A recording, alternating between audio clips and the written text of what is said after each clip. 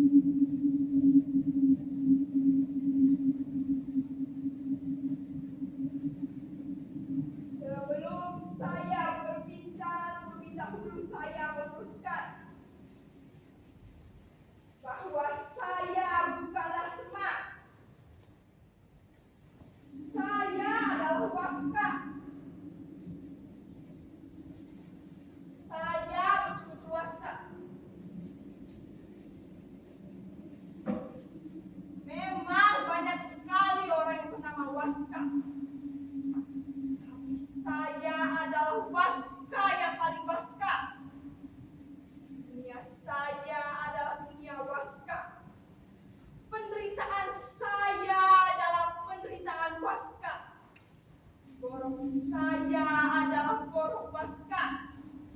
Kesunyian saya adalah kesunyian waska. Mimpi saya adalah mimpi waska. Sakit saya adalah sakit waska. Hati saya adalah hati waska. Keinginan saya adalah keinginan waska. Dendam saya adalah dendam waska.